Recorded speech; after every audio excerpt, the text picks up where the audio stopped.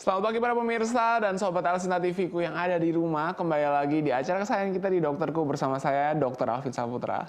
Live langsung dari studio Alsinta TV Jakarta dan 95,7 Fit FM Radio Semarang. 1 jam ke depan kita akan membahas mengenai serba-serbi TBC pada penderita anak.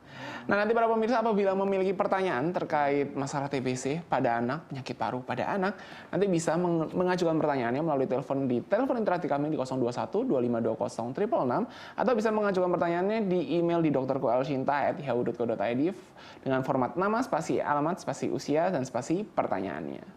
Nah, kebetulan narasumbernya sudah hadir di sebelah saya, yaitu adalah Dr. Puspita Ayu Margareta, spesialis anak, Magister of Science. Beliau adalah seorang dokter spesialis anak dari Rumah Sakit Tiara Bekasi. Nah, panggilannya sih katanya Dokter Ayu nih. Nah, mungkin kita kenalan dulu kali ya. Selamat pagi, Dokter Ayu, apa kabar? Selamat pagi, Dokter Alvin. Oke, sehat dok? Sehat. Semangat dok, sudah mau liburan? Selalu semangat. Selalu semangat ya dok? Selalu semangat, harus semangat. Harus semangat ya dok. Dok, kurang lebih 1 jam ke depan ini kita akan membahas terkait dengan TBC pada anak. Nah, TBC sendiri ini kalau nggak salah ya dok, hampir mungkin sekitar 3 minggu yang lalu, tepatnya tanggal 24 Maret ya, 2023, itu dirayakan sebagai Hari TB untuk sifatnya sedunia. Sedunia, betul. Jadi ini masalah yang seluruh dunia tuh tahu sebenarnya. Dan kalau nggak salah dengar, saya sempat mengikuti eventnya, Indonesia ini ternyata perlu ditepuk tangan nih dok, karena masuk ke juara kedua kelihatannya setelah India, seperti itu. Betul sekali, nah itu dokter. apakah sudah benar? Nah terus kemudian penyakit TBC itu emang sebanyak itu ya dok ya? Apakah dokter sering menemui juga? Silahkan dokter. Oke dok, jadi tuberkulosis ini memang betul tadi yang Dokter Alvin bilang. Kita harus bersedih hati kali ya dok ya. Kita harus bersedih hati karena memang Indonesia ini sedunia itu nomor 2 untuk kasus tuberkulosisnya secara dewasa maupun anak gitu. Makanya secara khusus untuk pasien-pasien anak kadang kita tidak temukan bahwa anak ini menderita tuberkulosis. Jadi point of view-nya biasanya adalah penderita dewasa gitu. Jadi memang penderita anak ini juga data dari Kemenkes di 2022 itu juga mulai meningkat kasus TBC pada anak. Jadi mungkin itu yang memang menjadi harus perhatian untuk masyarakat sekitar supaya bisa aware terhadap gejala-gejala yang muncul pada tuberkulosis anak. Oke, tapi memang saya setuju nih dok, karena terkait dengan TBC itu memang kadang yang pertama nomor 1 nih, TBC sudah lumayan terkenal. Jadi orang-orang udah pada tahu, oh TBC itu biasanya penyakit flek itu ya, gitu kan bahasanya ya. Terus kemudian memang selalu dikaitkan dengan usia dewasa. Nah kalau anak-anak kena TBC, emang bisa kena? Nah emang bisa dok? Bisa, jadi TBC itu orang taunya, kalau awam tuh biasanya taunya tuberkulosis kan sebenarnya. Iya. Taunya itu TB, TBC, flek paru, itu sebutan-sebutan awamnya untuk tuberkulosis. Jadi kita sebutnya TBC. Anak itu bisa banget terkena TBC ya, asal ditemukan sumber penularannya dari dewasa maupun anak-anak yang bakteriologisnya positif. Jadi kalau mereka terpapar itu bisa sakit TB gitu. Oke, nah terus kemudian kalau misalnya seperti itu, kalau misalnya saya ingat-ingat dulu dong, kalau misalnya ketika dewasa atau mungkin yang sudah usia tua, kalau misalnya kena TBC itu paling sering kan batuk ya dok ya. Batuk katanya lebih dari 2 minggu, terus kemudian dahaknya banyak dan bahkan bisa berdarah nih. Dan nanti pelan-pelan banyak tuh beberapa gejala yang lain tuh yang muncul.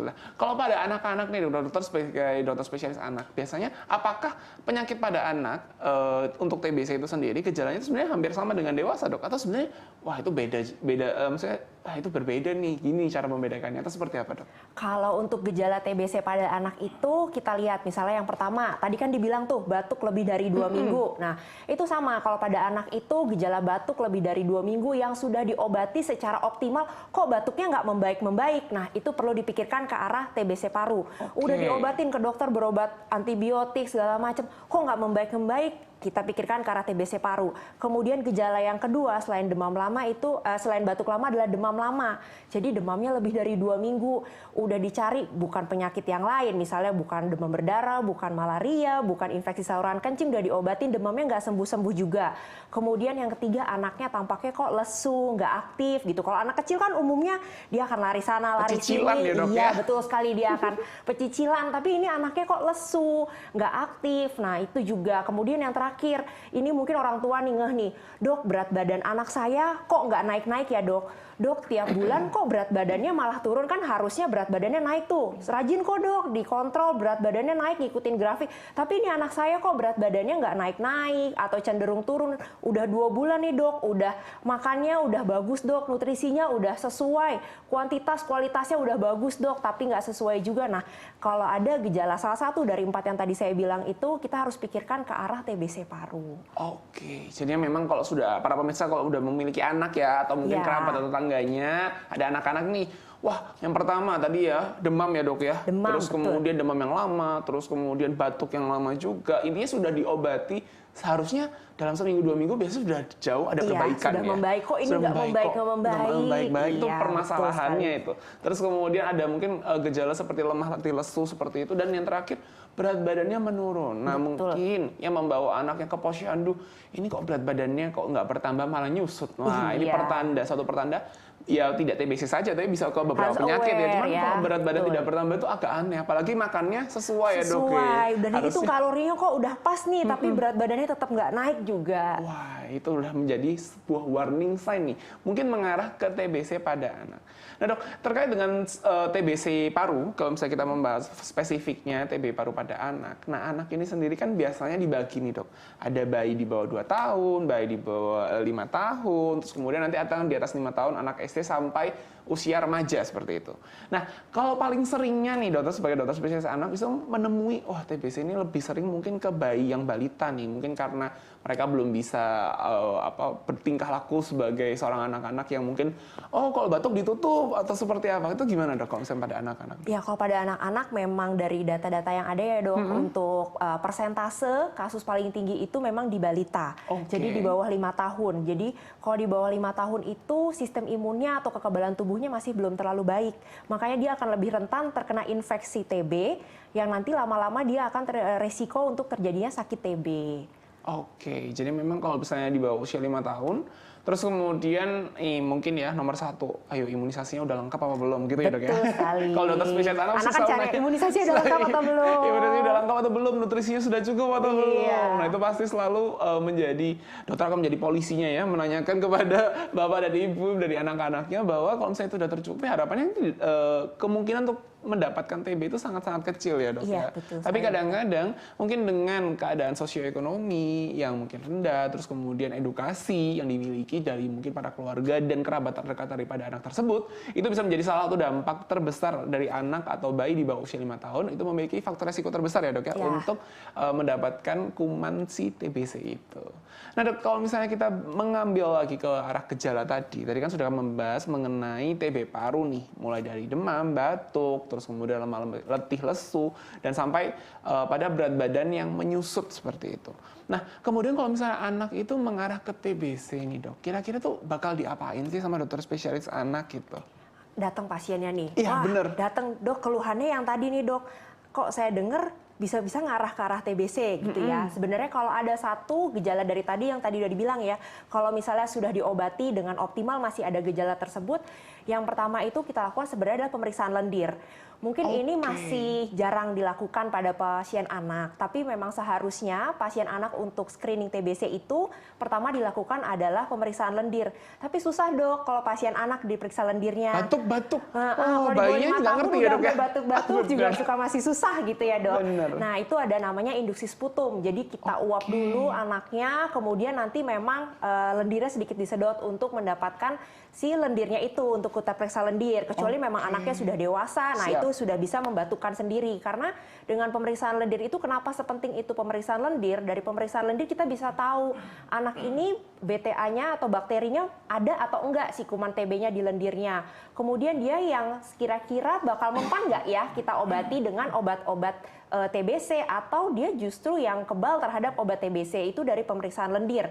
Selain pemeriksaan lendir, kita juga periksa yang namanya mantuk tes. Nah, mungkin sudah sering ya dengar namanya mantuk tes atau uji tuberkulin. Nah, itu untuk melihat ada infeksi TB atau tidak ya di tubuh anak itu. Nah, selain selain mantuk tes tadi, ada pemeriksaan lain namanya IGRA. Kalau IGRA itu memang pengambilannya dari darah untuk pemeriksaan IGRA. Nah, kemudian yang ketiga yang sering banget masyarakat tahu adalah pemeriksaan ronsen dada atau fototoraks, ronsen dada seperti itu, dokter. Oke, jadinya memang ketika dari segi tanya jawab dan mungkin gejalanya ya dok ya yang sudah mengarah ke TBC dan mungkin kadang kan penyakit-penyakit lain tuh mungkin agak bisa dikesampingkan karena kita tahu sendiri bahwa Indonesia sangat tinggi angkanya, jadi perlu dicurigai terlebih dahulu ya dok ya. Iya, perlu disingkirkan dulu Perlu ya. disingkirkan terlebih dahulu, terus kemudian dilakukan beberapa pemeriksaan yang sifatnya setelah pemeriksaan fisik yaitu pemeriksaan penunjang ya dok, yang Betul, sudah dok. dijelaskan oleh Dokter Ayu tadi. Nah, para pemirsa pasti penasaran ya tadi kan terkait dengan yang namanya ada tes dahak ya dok ya, nanti mengarah ke tes cepat molekuler katanya. Terus kemudian ada yang namanya tadi tes Mantoux dan tes IGRA. Nah, mungkin nanti kita akan menanyakan satu persatu nih ke Dokter Ayu supaya benar-benar jelas dan para pemirsa bisa mengerti semuanya terkait dengan serba-serbi TBC pada anak. Tapi kita jeda pariwara terlebih dahulu, tetap di Dokterku.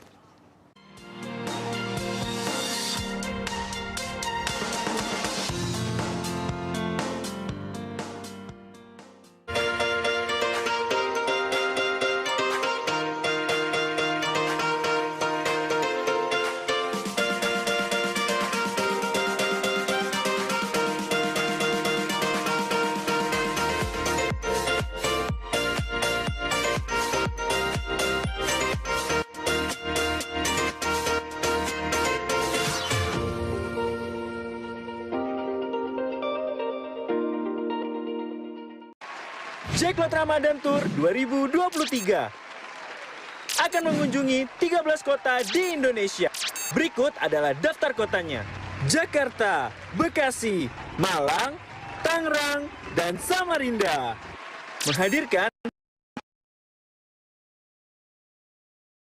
ratusan clothing brands. Beli baju lebaran di Jacklot aja. Scan QR Code di atas untuk mendapatkan voucher belanja dan merchandise gratis di Jacklot Ramadan 2023. Halo Jackloters! Mau voucher belanja senilai Rp50.000? Yuk download dan registrasi aplikasi Hijrah Bank dari rumah kalian. Dengan mendownload dan registrasi, kalian langsung akan mendapatkan voucher belanja senilai Rp50.000 loh. Voucher ini berlaku di brand-brand eksklusif di bawah ini ya. Dan berlaku di Jacklot Event, Jacklot Bazaar, Jacklot Store, dan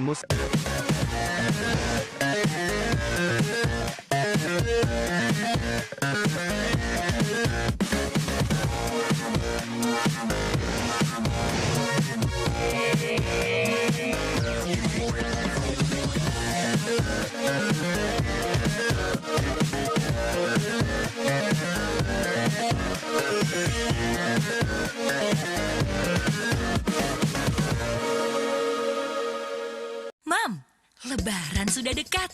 Jangan lupa sediakan Kukis Mama sungguh enak, kukis Mama, kukis baik, meriahkan puasa dan hari raya. Kukis Mama sungguh enak, kukis Mama, kukis baik, halal dan toiban, kukis Mama. kini dengan vitamin dan mineral baik untuk imun. Kemasan higienis. Kukis Mama. Mama tahu sendiri.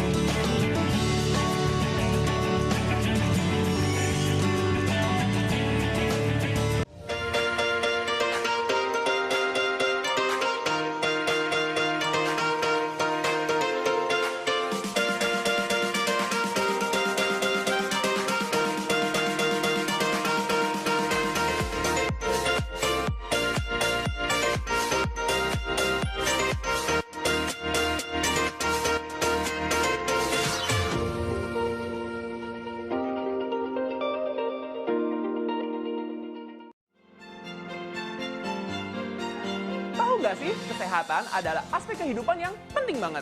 Saksikan acara Dokterku bersama saya, Dr. Alvin Saputra, tiap hari Senin sampai Jumat, pukul 9 sampai 10 pagi, hanya di Elsinta TV.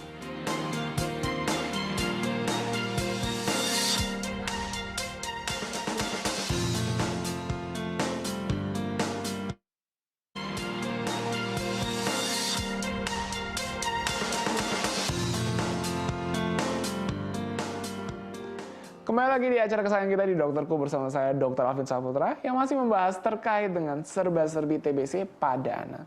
Nah, berbincang dengan Dr. Puspita Ayu Margareta, spesialis anak Magister of Science sebagai seorang dokter spesialis anak dari Rumah Sakit Tiara Bekasi. Tadi kita sudah banyak membahas nih terkait dengan TBC pada anak itu ternyata macam-macam ya gejalanya. Terus kemudian ada beberapa pemeriksaan juga yang bisa dilakukan, tidak hanya terfokus pada lendir dahak saja. Nah, kebetulan Dr. Ayu sudah menyiapkan materi yang akan mereview sedikit kembali nih terkait dengan TBC pada anak. Mungkin materinya bisa dimunculkan terlebih dahulu. Nah, ini serba-serbi TB pada anak. Nah, silakan dokter boleh menjelaskan kembali. Oke, ini serba-serbi TB pada anak. Jadi yang kayak tadi TBC itu sebutannya tadi ya, flag, TBC, benar. TB, banyak sekali sebutan-sebutan terkait TB-nya.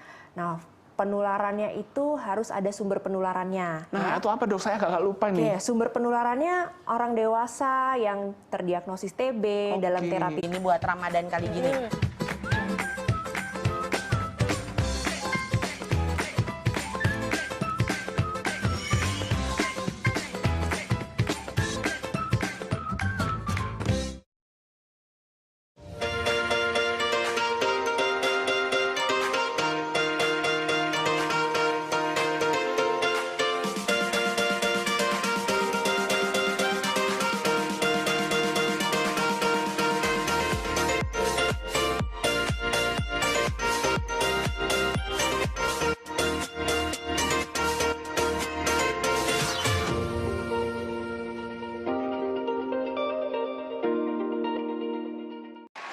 Jacklot Ramadan Tour 2023 akan mengunjungi 13 kota di Indonesia.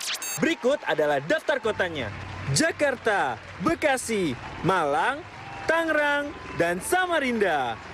Menghadirkan ratusan clothing brands. Beli baju lebaran di Jacklot aja. Scan QR Code di atas untuk mendapatkan voucher belanja dan merchandise gratis di Jeklot Ramadan 2023. Halo Jekloters! Mau voucher belanja senilai Rp50.000? Yuk download dan registrasi aplikasi Hijrah Bank dari rumah kalian. Dengan mendownload dan registrasi, kalian langsung akan mendapatkan voucher belanja senilai Rp50.000 loh.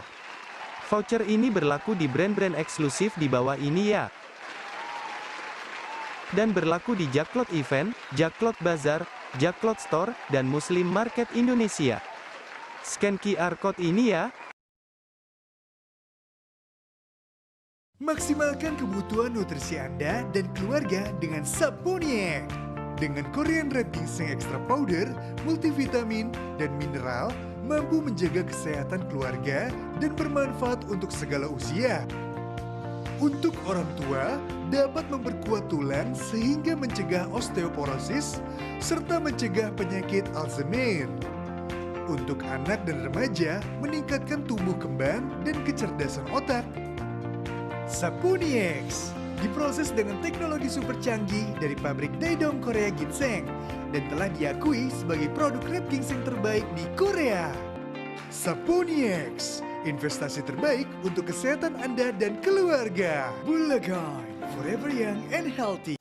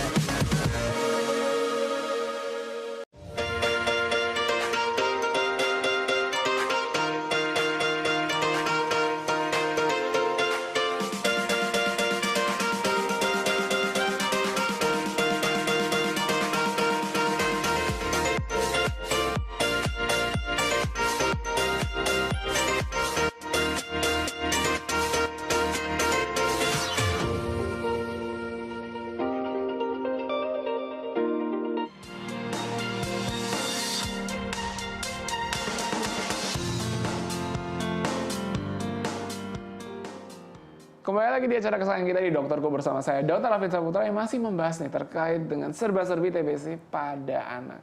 Bersama Dr. Ayu, nah tadi sudah banyak sekali ya di-review kembali nih terkait dengan gejalanya, beberapa pemeriksaan penunjang yang bisa dilakukan, bahkan sampai pengobatannya. Nah, cuman saya penasaran lagi nih, karena kita membahasnya kan fokusnya pada anak. Saya pintarnya di dewasa. Nah, terkait dengan pengobatan yang biasanya dilakukan, kalau misalnya pada dewasa nih para pemirsa, itu biasanya diberikan obatnya itu kok ada yang warna merah, ada yang warna kuning, terus kemudian diminumnya itu harus di depan yang namanya PMO ya. Jadi kita harus punya teman atau keluarga yang menjadi saksi ya, kita sudah minum obat hari itu. Nah, kenapa sih harus seperti itu? Kalau pada anak-anak pengobatannya itu kira-kira seperti apa? Gimana dok? Saya penasaran, boleh dijelasin sedikit nggak sih dok? Kalau misalnya pada anak-anak obatnya itu bentuknya kayak gimana? Terus kemudian apakah bentuknya tablet-tablet yang kayak diminum kayak dewasa atau ada yang sirup dok? Atau gimana tuh dok?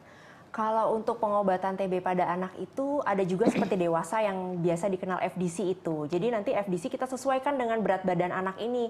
Anak ini nanti akan minum berapa tablet kalau dengan menggunakan FDC.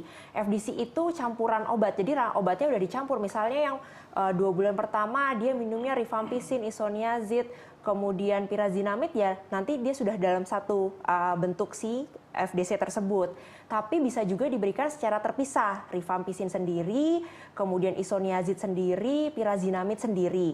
Kalau diberikan secara terpisah boleh dipuyirkan ya. Jadi kalau rifampicinnya boleh dipuyerin, kalau rifampicin aja. Isoniazid dipuyerin tapi harus terpisah, tidak boleh dalam satu puyer. Rifampicin sendiri, isoniazid sendiri, pyrazinamide sendiri. Nggak boleh praktis ya dok ya? Iya, nggak boleh praktis. Harus jadi dipisah. harus dipisah satu-satu. Kalau FDC itu boleh ditelan, boleh dikunyah, boleh ditaruh di sendok isi air, tapi dia tidak bisa digerus kalau yang FDC itu. Oke, itu penting sekali ya. Nanti kadang-kadang, waduh ini tabletnya udah jadi satu, saya milih yang satu terus digerus ya dok, biar nggak ribet. Ternyata nggak boleh ya. Iya, betul. Ternyata tabletnya bisa dikunyah dok? Bisa. Oke, saya jadi penasaran rasanya pahit apa enggak. Oke dok. Nah terus kemudian terkait dengan hal tersebut, untuk pengobatannya sendiri nih dok, kalau misalnya ada anak-anak datang nih ke dokter Ayu, terus kemudian dari pemeriksaan fisiknya sudah mengarah ke TB, terus kemudian dari pemeriksaan penunjangnya apalagi ya, dengan dibantu dengan scoring yang dilakukan oleh dokter spesialis anak, ini harus mendapatkan pengobatan. Nah pengobatannya biasanya startnya itu berapa bulan, terus kemudian obat yang diberikan tadi, selain yang tadi kan ada macam-macam ya dok ya, kan itu berdasarkan berat badan, atau berarti kalau misalnya dia usianya misalnya bayi nih, umur baru setahun gitu, berarti kan semuanya dipuyerin, berarti ibunya harus ngejurusin satu-satu dok tiap hari, atau bagaimana dok? Kalau puyer nanti udah dibawain pulang dalam bentuk puyer obatnya, karena nanti dosisnya kami sesuaikan dengan berat badan adiknya. Makanya pasien yang mengalami TBC secara khusus anak-anak itu kan harus kontrol setiap bulan untuk mendapatkan obat. Nah dari kontrol itu setiap bulan kita lihat berat badannya mengalami kenaikan atau tidak. Itu sebagai respon dari terapinya. Kira-kira dia berespon atau enggak dengan terapi dengan kenaikan berat badan. Selain itu dari berat badan kita akan menyesuaikan dosis. Jadi dosisnya nggak dari awal itu aja, karena selama 6 bulan kan anak itu harus bertumbuh. Nah jadi nanti berat badannya itu akan menyesuaikan untuk dosisnya. Kita berikan sesuai dengan berat badan pada saat kunjungan.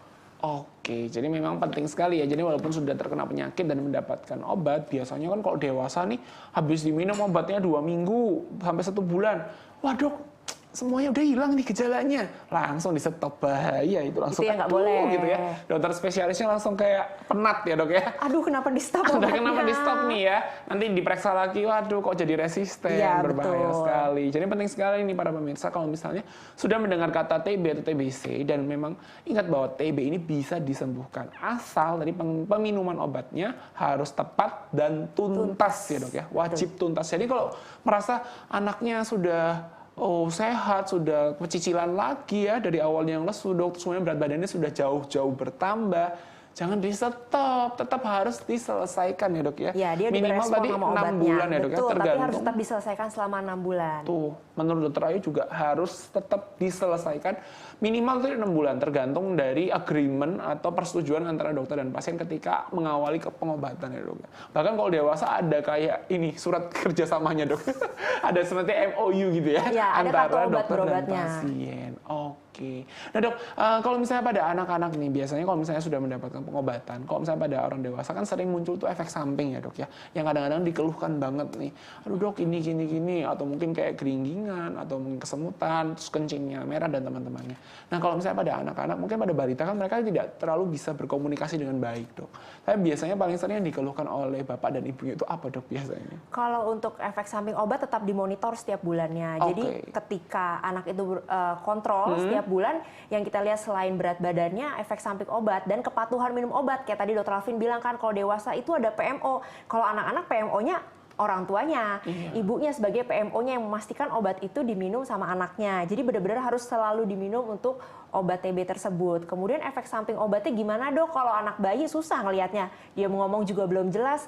Kan tergantung jenis obatnya. Kalau rifampicin berarti keluhannya apa? Berarti efek sampingnya pasti kencingnya biasanya warnanya merah atau oranye, dan itu harus dijelaskan terlebih dahulu sebelum mulai pengobatan. Jadi nanti ibunya nggak kaget, waduh dok kok anak saya kencingnya merah gitu. Kemudian baru pulang kontrol hari pertama langsung besoknya balik, dok ini gimana nih kok habis dapat obat saya mau minum obat lagi nanti itu lagi kan, itu yang ditakutkan. Kemudian efek samping yang lain dilihat kuning dok, terutama kalau untuk pemberian obat TBC itu sama seperti dewasa. Jadi memang itu yang harus dimonitor. Tapi kalau anaknya hanya keluhannya kuning, tidak langsung kita stop obat TBC-nya. Jadi kita pastikan betul-betul apakah obat ini harus di stop atau tidak, karena kita akan melihat risk dan benefit dari pemberian obat tersebut. Kalau memang kita periksa, oh kadar levernya, kerusakan lever di SGOT, SGPT-nya tinggi sampai lebih dari 5 kali, itu baru ada kemungkinan kita pikirkan opsi. Ya, tapi kalau memang hanya kuning tapi SGOT, SGPT-nya tidak meningkat sampai 5 kali, tidak kita stop untuk obat TBC-nya. Oke, jadi penting sekali nih ya ketika kontrol ke dokter spesialis anak,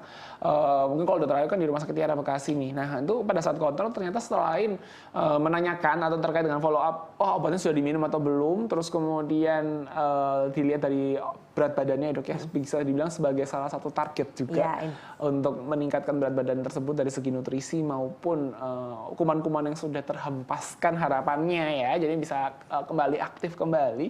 Terus kemudian juga dilihat juga secara follow up secara ketat terkait dengan beberapa kemungkinan efek samping yang bisa muncul ya dok ya, karena kan ketika kita memberikan pengobatan TB tadi, obatnya sebenarnya bisa dibilang lebih dari satu, minimal seperti itu. Jadi penting sekali nih para ibu dan bapak yang nanti kalau misalnya amit-amit ada keluarga, kerabat atau mungkin anaknya yang mengenai TB, itu ada yang namanya PMO tadi. Jadi memang sudah ada pertanggungjawaban untuk meminumkan itu benar-benar minimal 6 bulan sampai tuntas. Nah, terkait dengan hal tersebut nih, dokter kan sudah banyak membahas ya terkait dengan obat TB. Nah, kalau misalnya pada dewasa tadi kan banyak yang namanya drop out nih, atau merasa aduh 2 minggu sudah dok, saya nggak mau minum lagi karena saya ini sudah merasa sehat. Nah kalau anak-anak apakah sering terjadi seperti itu? Mungkin dari orang tuanya mungkin ya, dok saya udah capek ngasih minum obat, anak saya nangis segala macam. Nah mungkin dokter bisa menceritakan sedikit nih beberapa tantangan mungkin ya, challenge yang didapatkan oleh para ayah dan ibu yang memiliki anak yang sedang pengobatan TB, supaya para pemirsa di sini juga bisa sedikit terinspirasi dan semangat juga nih, siapa tahu ada yang nonton nih dok. Ya memang untuk TB itu yang kita takutkan kalau obatnya di stop ya, jadi tidak sampai tuntas pemberian obatnya. Jadi memang pemberian obat TB pada anak nih kadang susah ngasih ke anaknya. Anaknya itu biasanya meronta kalau dikasih puyer gitu kan, dia takut, apalagi ntar mulutnya bisa sekitarnya agak merah-merah gitu, dia jadi trauma anaknya. Tapi memang itu harus concern dari orang tuanya, bagaimana orang tua itu mau pengobatan anaknya sampai tuntas. Jadi harus dibantu pemberian puyernya kepada anaknya. Jadi puyernya itu bentuk puyer, tidak ditambah pemanis-pemanis atau misalnya madu. Jadi puyernya aja yang memang diberikan kepada anaknya pada pagi hari. Oke, jadi tadi sudah dibantu digerus, tapi jangan ditambahin aneh-aneh ya dok. Nanti dicampur pisang, terus kemudian nanti lama-lama jadi kue pisang ya dok, habis di-bake gitu ya. Oke dok, ini kebetulan sudah ada beberapa pertanyaan yang masuk ke dalam email di dokterku@yahoo.co.id terkait dengan serba-serbi TBC pada anak. Ini saya isi tanya ke satu persatu ya dok ya. Ini dari Ibu Anita dari Jakarta. Beliau bertanya nih kepada Dokter Ayu. Nah yang pertama, dok, apakah TB pada bayi itu tidak disertai gejala batuk-batuk ya, katanya seperti pada orang dewasa pada umumnya. Nah kebetulan keponakannya itu perempuan, usianya 1 tahun. Nah anaknya itu BB-nya ini apa ya, bisa dibilang rendah gitu loh dok, tidak tumbuh seperti seharusnya. Setelah diperiksa di ronsen katanya kelihatannya ada flek nih di parunya, tapi kok nggak batuk ya, padahal tadi gejala-gejalanya dominannya mungkin ke arah batuk. Nah, apakah TB itu selalu batuk dok pada anak? Oke, untuk gejala TBC tidak selalu batuk. Jadi seperti yang tadi, gejala umumnya bisa satu aja, berat badannya nggak naik-naik. Udah dikasih nutrisi yang optimal, berat badannya nggak naik atau cenderung turun, tapi dari hasil pemeriksaan penunjangnya memang menunjukkan anak itu TBC, bisa dikatakan TBC. Karena gejalanya satu dari gejala tadi, satu dari demam, atau satu dari batuk, atau satu dari berat badan turun atau tidak naik, atau anaknya lesu ditambah dengan pemeriksaan penunjang yang memang menunjukkan anak tersebut terinfeksi TBC, berarti memang anak tersebut sakit TBC. Oke, jadinya ternyata nih para pemirsa, gejala-gejala tadi yang kita sudah sempat bahas di awal ya dok ya. Mungkin ada bisa dibilang 4 gejala utama tadi terkait dengan yang sudah disebutkan oleh Dr. Ayu, ternyata cukup satu ternyata. Wah, tidak harus batuk loh. Ini menjadi suatu poin penting nih. Supaya, wah kalau nggak batuk, biasanya selalu ya dok, batuk TB. Demam juga bisa TB gitu bisa. Ya. Oke. Nah ini pertanyaan kedua dari Ibu Nanda dok. Dok, anak saya ini masih balita, hasil tes mantuksnya positif. Nah, namun kata dokter anaknya kok dia kelihatannya nggak kena TB. Padahal kadang tuh sering batuk, terus kemudian merasa apa ya agak demam-demam gitu, tapi kayak hilang timbul gitu dok. Nah, kalau tes mantuksnya positif tapi bukan TBC, itu kemungkinan bisa atau enggak dok? Kalau tes mantuknya positif berarti dia ada infeksi di tubuhnya dia. Nah, nanti dokternya itu akan melihat lagi gejala-gejalanya. Gejala yang tadi batuk-batuk, kemudian demam yang lama, bisa ada pembesaran kelenjar getah bening, pembesaran yang benjol-benjol di bagian leher, kemudian bisa juga ada yang sampai pembengkakan di sendi-sendi, di lutut, kemudian di siku. Nah, dilihat lagi dari pemeriksaan foto ronsennya juga, dan lebih bagus lagi kalau dari pemeriksaan lendir. Nah, nanti itu dokternya akan melihat kira-kira anak ini mengalami sakit TBC atau tidak. Kalau misalnya gejalanya kok tidak khas seperti TBC, tapi pemeriksaan tadi mantuknya positif, nanti biasanya diobservasi atau dimonitor dulu selama kurang lebih 2-4 minggu, nanti dilihat lagi gejalanya masih menetap atau tidak. Oke, jadinya tidak harus satu mantuk saja ya dok ya? Jadinya bisa dari beberapa pemeriksaan yang lain seperti itu. Oke. Nah, kebetulan sudah ada 2 pertanyaan dari 3 pertanyaan yang sudah terjawab. Jadinya jangan kemana-mana, tetap di dokter.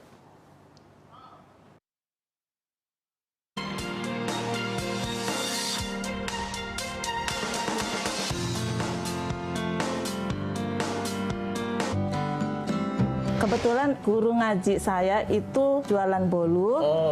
Ya, jadi saya diajarin gratis. Saya praktekkan di rumah. Kata suami itu rasanya enak, tidak kalah dengan bakery-bakery yang terkenal gitu. Akhirnya saya pede, kemudian saya langsung pemasarin di komplek ini.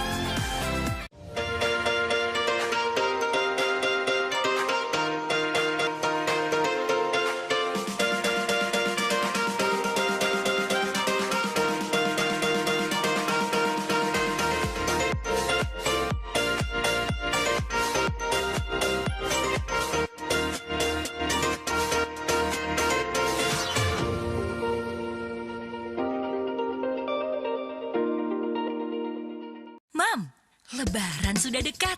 Jangan lupa sediakan Cookies Mama sungguh enak, cookies Mama, cookies baik, meriahkan puasa dan hari raya. Cookies Mama sungguh enak, cookies Mama, cookies baik, halal toiban, cookies Mama. Kini dengan vitamin dan mineral baik untuk imun. Kemasan higienis. Cookies Mama. Mama tahu sendiri.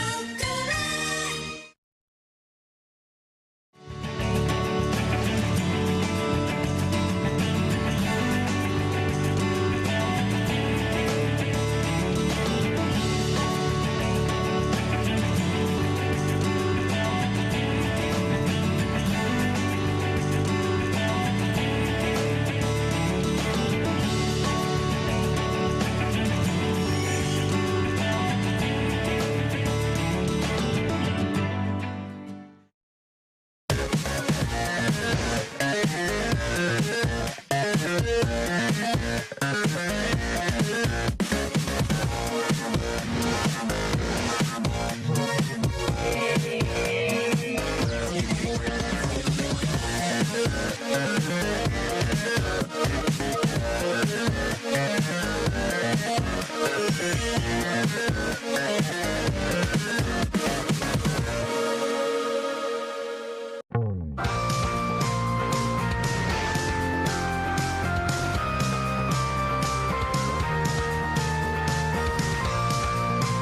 Sobat Jalan-Jalan, sekarang kita udah sampai nih di salah satu museum yang menyimpan sejarah tentang berdirinya bangsa Indonesia nih.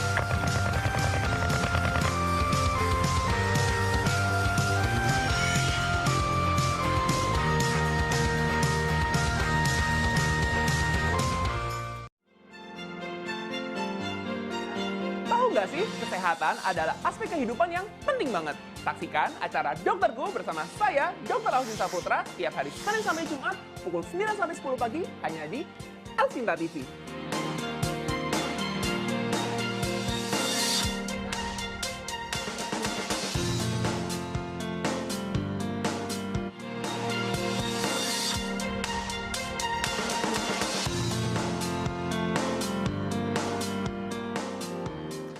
Kembali lagi di Dokterku bersama saya dengan Dr. Alvin Saputra yang masih membahas terkait dengan serba-serbi TBC pada anak bersama Dr. Ayu spesialis anak dari Rumah Sakit Tiara Bekasi.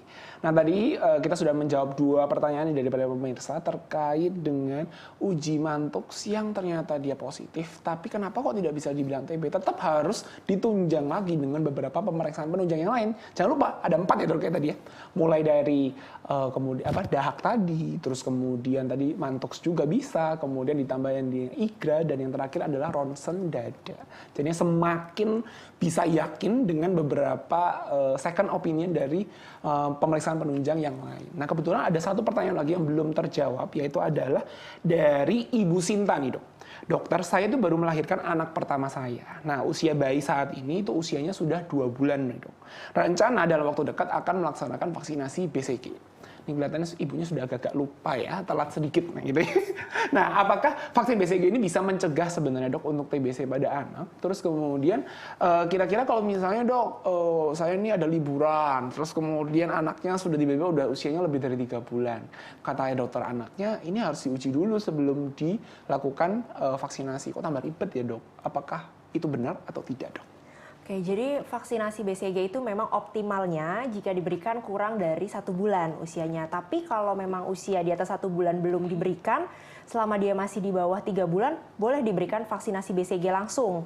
Tapi kalau memang usianya sudah di atas 3 bulan, harus dilakukan pemeriksaan mantuk tes tadi terlebih dahulu untuk melihat sudah ada infeksi TB atau belum. Karena 3 bulan itu range untuk masa inkubasi dari kuman TB itu. Jadi harus diperiksa mantuk tes terlebih dahulu.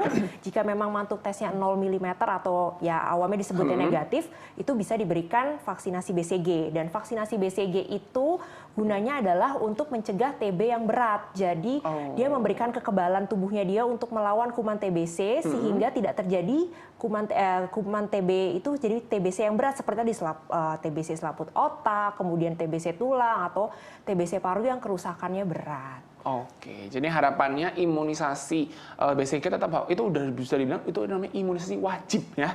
Dasar. Wajib, dasar dan wajib. Nah, itu harus dilakukan tadi ya di bawah usia 3 bulan secepat mungkin ya, dok ya. Kenapa sih bisa dibilang menjadi salah satu imunisasi yang bisa dibilang imunisasi paling awal? Karena ya itu kita juara kedua nih para pemirsa. Jadi jangan menambah klasemen menjadi juara ke-1. Harus proteksi dari awal. Harus proteksi dari awal, dan tadi juga perlu dititik beratkan lagi bahwa imunisasi BCG setelah diberikan memang terfokus untuk mencegah ya dok ya, supaya kalau misalnya amit-amit kena TB gejalanya atau bahkan tidak berat seperti itu. Bukan nanti setelah imunisasi, dok ini sudah imunisasi kok bisa kena TB.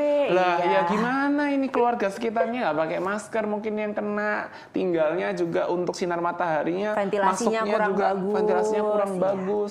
Nah itu banyak sekali multifaktorial yang lain nih para pemirsa. Jadi harapannya tadi pertanyaan dari Ibu Sinta sudah terjawab. Jadinya sesegera mungkin bayinya usia 2 bulan masih boleh untuk melakukan imunisasi kejar untuk BCG-nya. Nanti bisa datang ke dokter spesialis anak, nanti bisa dilakukan suntikan ganda juga ya dok ya. Iya, kalau memang ada yang belum bisa dilakukan catch-up imunisasi suntikan ganda. Tuh, jadi jangan pada takut. Ini berhubung juga kita juga mau menuju ke pekan imunisasi dunia juga dok. Nah terkait dengan hal tersebut, tadi sudah membahas dengan berbagai pertanyaan yang sudah masuk. Nah sekarang setelah pengobatan kita sudah paham semuanya. Sekarang gimana sih dok cara mencegahnya nih amit-amit supaya tidak sakit maupun tidak terinfeksi, dokter? Cara pencegahan TBC yang pertama itu yang tadi, vaksinasi BCG ya. Vaksinasi BCG itu diberikan seawal kehidupan, jadi kurang dari 1 bulan sudah diberikan vaksinasi BCG. Itu untuk memproteksi anaknya supaya kalau kuman TB yang masuk, tadi kan kalau kuman TB masuk tidak selalu langsung sakit. Dia bisa hanya terinfeksi atau dia tidak sakit maupun tidak terinfeksi. Nah, itu harus proteksinya dari awal melalui vaksinasi BCG. Kemudian yang kedua, kalau sering dengar PHBS, perilaku hidup bersih dan sehat. Jadi memang nutrisi anak itu harus optimal ya. Jadi nanti setiap bulan dikontrol berat badannya supaya disesuaikan, oh makannya sudah cukup atau belum ya secara kualitas dan kuantitas. Kemudian tadi ventilasi di rumah kira-kira udah bagus belum ya, jendelanya sering dibukakan. Nah, itu harus dijaga juga untuk PHBS, pakai masker. Nah, pakai masker, cuci tangan, itu sangat penting untuk PHBS. Kemudian pencegahannya kita harus cari tahu sumber penularan di sekitar kita. Apakah di sekitar kita itu ada yang terkena penyakit TBC paru? Jika memang ada sumber penularannya yang terkena TBC paru, harus diobati secara tuntas supaya kalau orang itu yang sakit TBC tidak ketahuan sakit, kan nanti dia akan menularkan tuh yang tadi droplet itu terpercik kemana-mana. Jadi memang kalau sudah tahu ada sumber penularan, itu harus diobati secara tuntas. Oke, jadi sebenarnya kunci dari pencegahan ini bukan dari anaknya ya, karena kan kita tahu tadi bahwa Dokter Ayu udah bilang bahwa paling sering itu masih terjadi pada usia balita ya dok ya, di usia di bawah 5 tahun, dan itu berarti full tanggung jawab dari bapak dan ibunya sebenarnya terkait dengan yang pertama tadi ya, mulai dari vaksinasinya, terus kemudian menjaga kebersihan rumah, ventilasinya tercukupi, dibuka semua ya kalau bisa ya, window-nya gitu ya, ke jendelanya supaya sinar matahari masuk, ventilasi udaranya bagus, terus kemudian juga harus aware nih terhadap lingkungan sekitar, apakah yang mungkin ada yang memiliki gejala-gejala TBC juga, itu juga harus patut menjaga jarak seperti itu, dan harus menggunakan tetap nih, masih pandemi juga ya, kita harus menggunakan masker ya dok ya, dan cuci tangan yang rutin gitu ya, mau makan, terus kemudian mau melakukan megang sesuatu, habis megang sesuatu harus tetap cuci tangan supaya tetap terhindar. Oke nih, kita sudah banyak membahas ya terkait dengan serba-serbi TBC pada anak. Terima kasih banyak Dokter Ayu, sudah banyak sekali memberikan ilmu baru ya, terutama tadi dengan beberapa pemeriksaan penunjang yang ternyata bukan hanya sekedar diambil dahaknya, diperiksa, tapi sudah banyak modalitas yang bisa dilakukan, terutama untuk anak-anak yang belum bisa mungkin menimbulkan gejala yang sifatnya khas banget ya dok. Tadi kan dari beberapa 4 gejala tersebut, satu saja sudah cukup bisa mengarah ke TBC, asalkan tadi terjadinya sudah lebih lama dan sudah diberikan obat yang optimal, tapi kok tidak membaik gejalanya. Betul. Terima kasih banyak Dokter Ayu, spesialis anak, untuk Dokter Alvin, pencerahan ini terkait dengan TBC pada anak. Harapannya semua informasi yang tadi sudah diberikan bisa menjadi suatu inspirasi dan ilmu yang patut diberikan kepada kerabat sekitar ya para pemirsa. Dan jangan lupa untuk terus tonton Dokterku di hari Senin sampai Jumat pukul 9 sampai 10 pagi waktu Indonesia Barat. Dan jangan lupa kalau misalnya dekat-dekat area Bekasi, nah mau periksa ke dokter anak, bisa nih ketemu Dokter Ayu yang cantik jelita ya dok ya, di Rumah Sakit Tiara Bekasi. Nah, saya beserta kru yang bertugas izin pamit, dan jangan lupa untuk tonton dokterku minggu depan di hari Senin ya. Dan selamat menunaikan ibadah puasa, sebentar lagi libur, tetap harus semangat. Dadah!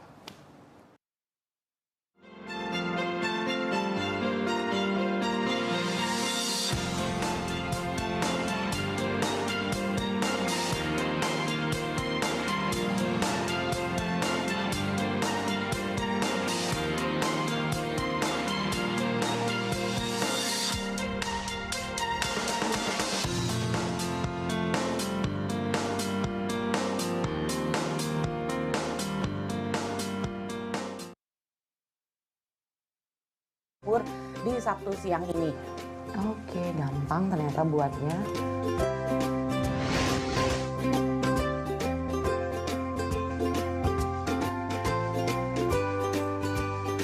Wow, sudah mengkilat kan? Mengkilat ya.